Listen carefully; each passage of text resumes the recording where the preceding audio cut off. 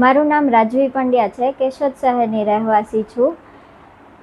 1 માર્ચે રવિવારે સાંજે 10 વાગે હું, મારા મમ્મી અને મારો પાળતું કૂતરો અને મારા પાડોશી અમે અમારા ઘરના દરવાજા પાસે ઊભેલા. તે સમય દરમિયાન અમારા ઘરની બાજુમાં જ રહેતા ડૉક્ટર R.M. પટેલ એમની કાર સાથે એના ઘર સુધી જતા હતા. તે દરમિયાન શેરીના કૂતરાઓ એમની પાછળ દોડેલા. એનું કારણ એ છે કે ઘણા દિવસો પહેલાં એમણે 3 થી 4 કૂતરાઓને એમની કાર વડે ચીપી નાખેલા, જેથી કરીને અવારનવાર શેરીના કૂતરાઓ એમની ગાડી પાછળ દોડતા હતા. તો તે દિવસે તે પીધેલી હાલતમાં એમની કારમાંથી ઉતર્યા, એમના ઘરમાં જઈ અને 2 લાકડીઓ વડે એ શેરીના કૂતરાને મારતા મારતા અમારા ઘર પાસે પહોંચ્યા અને એ બોલ્યા કે લાવ આજ તો તારા કૂતરાને પણ મારી નાખું, એમ કરી અને એમણે મારા કૂતરા ઉપર પ્રહાર કરવાનું ચાલુ કરી દીધું લાકડીઓ વડે.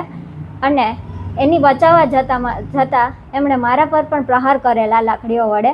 મને બચાવવા આવતા મારા મમ્મી પર પણ પ્રહાર કરેલા એમણે. અને એમના પ્રહારથી મને મોઢા ઉપર અને મને રિબકેજની છેલ્લી 2 પાસળીઓમાં લાગી ગયેલું છે, જેથી કરીને હું બેભાન થઈ ગયેલી અને અમારા સગા સંબંધીઓ આવી અને મને હોસ્પિટલે લઈ ગયેલા.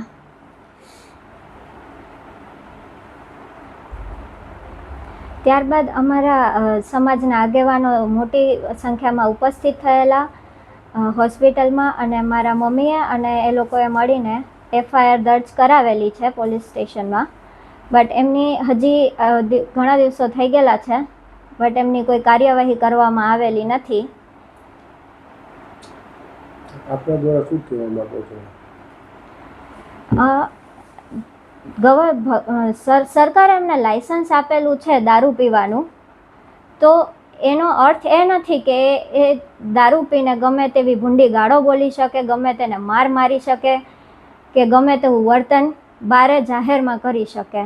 તો સરકારશ્રીને એ નિવેદન છે કે શું તમે આ બાબતનું લાયસન્સ એમને આપેલું છે કે એ ગમે તેને મારવો, ભૂંડી ગાળો બોલવી, ગમે તે લોકો જોડે ગમે તેવું વર્તન કરવું, એની માટેનું પણ તમે એમને લાયસન્સ આપી દીધેલું છે? અને પોલીસની કાર્યવાહી હજી સુધી કરવામાં આવેલી નથી. પોલીસ એમની ધરપકડ નથી કરેલી, યા તો એમના પર કોઈ પણ પ્રકારનું એક્શન લેવામાં આવેલું નથી. તો શું આ સરકાર સૂતેલી છે અત્યાર સુધી? એક દીકરી ઉપર આટલો મોટો પ્રહાર થયેલો છે, છતાં પણ સરકાર દ્વારા પોલીસ દ્વારા કોઈ પણ પ્રકારના એક્શન્સ લેવામાં આવેલા નથી. આપની શું માગણી છે? અમારી માગણી એ છે કે પોલીસ એક સરખી રીતે તપાસ હાથ ધરે અને એમની આગળ કાર્યવાહી કરે. અને જો પોલીસ દ્વારા કોઈ પણ પ્રકારની કાર્યવાહી કરવામાં નહીં આવે તો અમે આગળ કોર્ટમાં પણ અરજી મૂકીશું અને આગળની કાર્યવાહી પણ ઉપર લેવલ સુધી કરીશું.